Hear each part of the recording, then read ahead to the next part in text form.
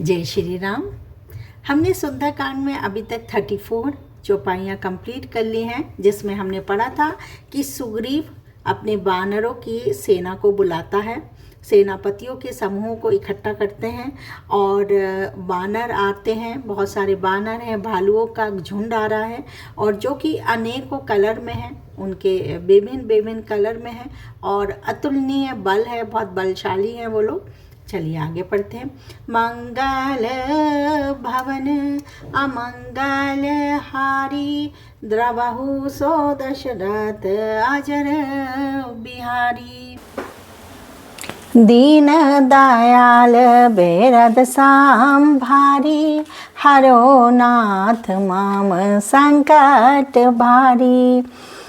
प्रभु पद पंकज नाभहि सीसा गर्जहि भालू महाबल कीसा। देखी राम सकल कापी सेना चितई कृपाकारी राजीव नैना। वे प्रभु के चरण कमलों में सिर नवाते हैं।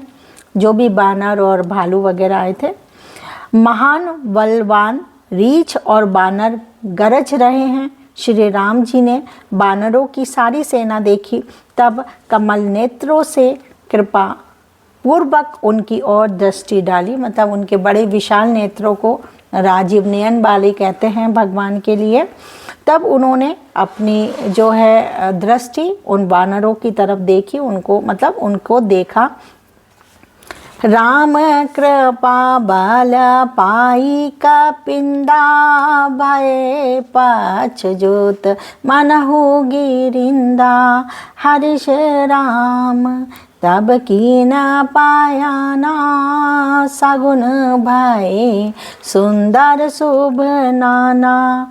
राम कृपा का बल पाकर श्रेष्ठ वानर मानो पंख वाले बड़े पर्वत हो गए। तब श्री राम जी ने हर्षित होकर प्रस्थान किया, कूच करा। अनेक सुंदर और शुभ शगुन हुए। जासु सकल मंगल में कीति तासु पायान सागुन यह है नीति। प्रभु पायान जाना बेदेही फर की बाम आंग जनु काही देही। जिनकी कीर्ति सब मंगलों से पूर्ण है, उनके प्रस्थान के समय शगुन होना यह नीति है, लीला की मर्यादा है। प्रभु का प्रस्थान जानकी जी भी जान लिया। जानकी जी को आभास हो गया।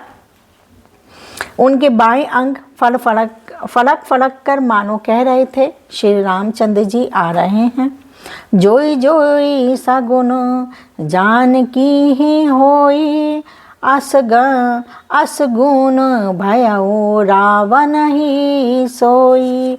चला कटुक को बरने पारा गरजहि बानर भालू आपारा। जानकी जी को जो जो शगुन होते हैं थे, वही वही रावण के लिए अपशगुन हुए। सेना चली, उसका वर्णन कौन कर सकता है। असंख्य बानर और भालू गर्जना कर रहे हैं। देखिए, जब हनुमान जी लंका में गए थे तो हनुमान जी, एक ये भी घटना है कि हनुमान जी रावण की रसोई में जाते हैं। वहाँ देखते हैं कि रावण ने खाना खाया हुआ था।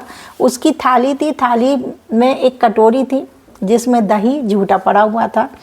तो ये मान्यता, कुछ लोग कहते हैं कि जो दही होता है उसे पूरा फिनिश करना चाहिए, अधूरी कटोरी नहीं छोड़नी चाहिए थी।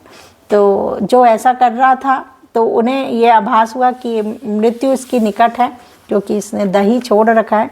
तो काफ़ी पूर्वज ऐसे होते थे, जो कभी हमने बड़े बुज़ुर्गों को भी देखा है कि वो जब दही खाते थे तो दही में थोड़ा सा पानी डालते थे, मतलब कटोरी में लास्ट में, और उसे चला के इस तरीके से वो पी लेते थे।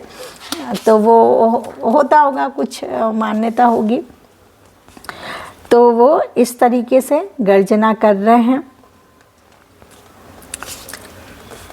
नख नख आयुध गिरी पादप धारी चले गगन माही। मई इच्छाचारी कहरी नाद बालू कापी करही डगमग डगमागही दे गज चिक करही। नखी जिनके शस्त्र है वे इच्छा अनुसार सर्वस्व बेटोर टोक चलने वाले रीछ बानर पर्वतों और वृक्षों को धारण किए, कोई आकाश मार्ग से और कोई पृथ्वी पर चले आ रहे हैं। मतलब जिनके नखी शस्त्र मतलब नाखून इनके बड़े बड़े होते हैं तो वो तो ऐसे ही फाड़ देंगे ना, उन्हें शस्त्रों की क्या ज़रूरत है। तो वो कोई आकाश से आ रहे हैं, कोई ज़मीन पे पृथ्वी पर चल रहे हैं। वे सिंह के समान गर्जना कर रहे हैं। उनके चलने और गरजने से दिशाओं के हाथी विचलित होकर चिंगाड़ रहे हैं।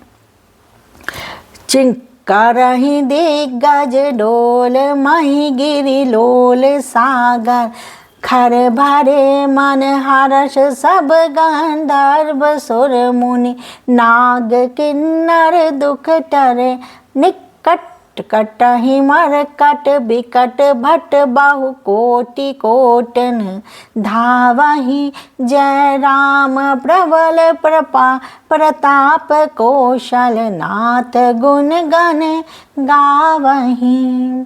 दिशाओं के हाथी चिंगाड़ने लगे, पृथ्वी डोलने लगी, पर्वत अचल हो गए, कांपने लगे और समुद्र खलबला उठे। गंधर्व देवता मुनि नाग किन्नर सब के सब मन में हर्षित हुए कि अब हमारे दुख टल गए। अनेकों करोड़ भयानक बानर योद्धा कटकटा रहे हैं और करोड़ों ही दौड़ रहे हैं। प्रबल प्रताप कौशल नाथ श्री रामचंद्र जी की जय हो, ऐसा पुकारते हुए वे उनके गुण समूहों को गा रहे हैं। भगवान के गुणों की वो बखान कर रहे हैं, गुण समूहों को गा रहे हैं।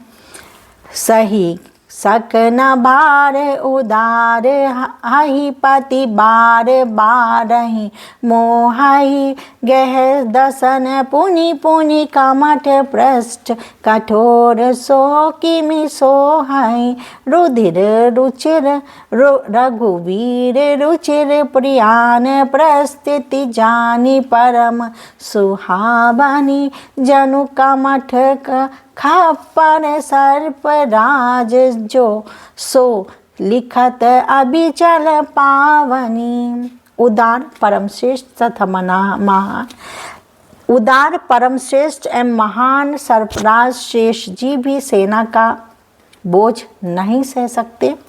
वे बार बार मोहित हो जाते, घबरा जाते और वे पुनः पुनः कच्छ की कठोर पीठ को दांतों से पकड़ते हैं। ऐसा करते बार बार दांतों की गड़ाकर कच्छप की पीठ पर लकीरें सी खींचते हुए वे ऐसे शोभा दे रहे हैं मानो श्री रामचंद्र जी की सुंदर प्रस्थान यात्रा को परम सुहावनी जानकर उसकी अचल पवित्र कथा को सर्पराज शेष जी कच्छप की पीठ पर लिख रहे हैं। मतलब इतना भार हो गया, पृथ्वी पे बहुत ज़्यादा भार महसूस हो रहा है। तो जिन्होंने सर्पराज ने शेष जी ने जो पृथ्वी अपने फनों पे धारण की है वो भी घबरा रहे हैं, विचलित हो रहे हैं, चिंतित हो रहे हैं। अहि विधि जाई कृपा निधि उतरे सागर ती जह तह लागे खान फल भालू विपुल कपि वीर। इस प्रकार कृपा निधान श्री रामचंद्र जी समुद्र तट पर जा उतरे। अनेकों रीछ बानर वीर जहाँ जहाँ फल खाने लगे। मतलब उन्हें अब भूख तो लगती है, बानरों को जल्दी भूख लगती है। तो अब वो चल रहे हैं, चलते चलते कहते हैं ना आप ज़्यादा चलते हो तो भूख लगती है। तो जहाँ पर भी वो रुक जा रहे हैं उन्हें भूख लग रही है, वो खाने लगे हैं फल।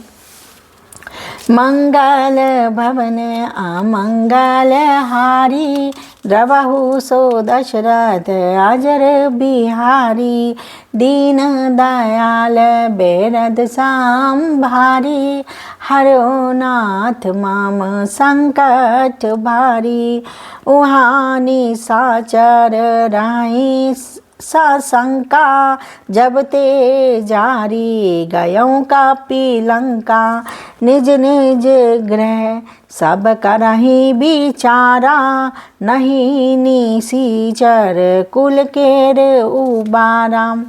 वहाँ लंका में जब से हनुमान जी लंका को जला कर गए, तब से राक्षस भयभीत रहने लगे। अपने अपने घरों में सब विचार कर रहे हैं, सब विचार करने लगे कि अब राक्षस कुल की रक्षा नहीं है, कोई नहीं कर सकता, कोई उपाय नहीं है कि राक्षस कुल की रक्षा हो पाए।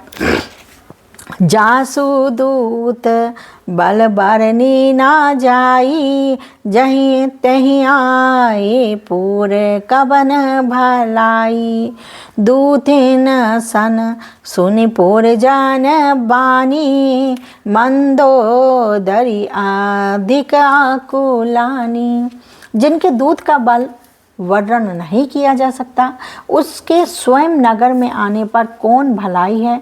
हम लोगों की बड़ी बुरी दुर्दशा हुई है, बड़ी बुरी दशा हो गई।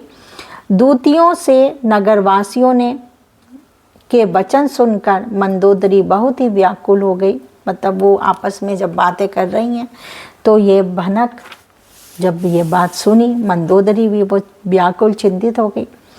रहसी जोरी कर पति पाग लागी, बोली बचन नीति रस पागी। कंत कारस हरिसन पारी हरऊँ, मोर कहाँ आती हित ही धरहूँ। वह एकांत में हाथ जोड़कर पति के चरणों लगी और नीति रस में पगी हुई वाणी बोली। बहुत ही मधुर वाणी में नीति के साथ बोलती है। हे प्रियतम, श्री हरि से विरोध छोड़ दीजिए, मेरे कहने को अत्यंत ही हितकर जानकर हृदय में धारण कीजिए। वो कह रही है मेरी बहुत ही, मैं जो भी कह रही हूँ आप उसे सुनने की कृपा करें, मतलब धारण करें। बहुत सतयुग की बहुत पुराने ज़माने की स्त्री है, तो इस तरीके से बोल रही है, पर ये धारण कीजिए। आज की तो क्या सुन रहे हो नहीं सुन रहे हो सुनते हो नहीं सुनते हो। तो ये आज के समय में अगर ये होता तो पता नहीं क्या होता है ना। भगवान भी तो मेरे कहने को अत्यंत ही हितकर जानकर अपना मतलब बहुत ही समझकर धारण करते हुए हृदय में धारण कीजिए। समुझत जासु दूत कई करनी, सबहि गर्भ रजनी चार घरनी। तासु नारी निज सचिव बोलाई, पटबाहूँ कंत जो चाहूँ भलाई। जिनके दूत की करनी का विचार करते ही, स्मरण आते ही राक्षसों की स्त्रियों के गर्भ गिर जाते हैं। इतनी वो टेंशन में आ जाती हैं कि वो उनका गर्भपात हो जाते हैं। हे प्यारे स्वामी, यदि भला चाहते हैं तो अपने मंत्री को बुलाकर उनके साथ उनकी स्त्री को भेज दीजिए। तब कुल कमला विपिन दुखदाई, सीता सीत निशा सम आई। सुनहु नाथ सीता बिनु दीने, हितना तुम्हार शंभु अज कीने। सीता आपके कुल रूपी कमलों के वन को दुख देने वाली जाड़े की रात्रि के समान आई है। हे नाथ सुनिए, सीता को दिए लौटाए बिना शंभु और ब्रह्मा के किए भी आपका भला नहीं हो सकता। अगर आप सीता को नहीं लौटाते हैं तो भोलेनाथ और ब्रह्मा जी भी आपका कुछ नहीं कर सकते। आप कितनी भी भक्ति कर लें तो उनके करने से भी आपका कुछ भला नहीं हो सकता। क्योंकि जब आपने एक चीज़ कर ली ना, वो सोचता था कि मैं जो हूँ परम भक्त हूँ भोलेनाथ का, पर वो कहते हैं ना कि रावण की कितना भक्त था वो, पर उसने कितना गलत किया था कि किसी की पराई स्त्री को ले गया। और तो वो कैसे भगवान कहाँ उसका साथ देंगे। तो वो कहती है कि तुम्हारा भला नहीं हो सकता, इसमें कोई भी तुम्हारे पक्ष में नहीं होगा अगर तुम सीता को नहीं लौटाओगे तो। यहाँ तक कि भगवान भोलेनाथ भी तुम्हारा और ब्रह्मा जी भी तुम्हारा भला नहीं कर पाएंगे। राम बाण अहिगन सरिस निकर निसाचर भेक, जब लगी ग्रसत न तब लगी जतनु करहूँ तजि टेक। श्री राम जी के बाण सर्पों के समूह के समान हैं और राक्षसों के समूह मेंढक के समान। जब तक वे इन्हें ग्रस नहीं लेते, निगल नहीं जाते, तब तक हट छोड़कर उपाय कर लीजिए। वो कह रहे हैं कि अगर भगवान जी के जब तक बाण वो नहीं छोड़ रहे हैं तब तक ही खेर है, जैसी बाण वो छोड़ने लगेंगे तब तक वो सारे जो है राक्षस हैं एक मेंढक की तरह हैं, भाई सर्प आएगा और मेंढक को वो खाएगा ही खाएगा। तो इस तरीके की स्थिति हो जाएगी, फिर सारी राक्षस सेना जो है मारी जाएगी। उससे पहले ये है कि आप जो है अपनी जो जिद है, जो हट है, जो अहंकार है, ख़त्म करके ऐसा करो कि सीता जी को वापस कर दो, पर वो नहीं सुनेगा। मंगल भवन अमंगल हारी, रवहु सो दशरथ अजर बिहारी, दीन दयाल बेरद सांभारी, हरो नाथ मम संकट भारी। तो आज हमने 2 चौपाइयाँ पढ़ी हैं, 35 और 36, 2 चौपाइयाँ हो गई हैं। कल फिर मिलते हैं, तब तक जय श्री राम।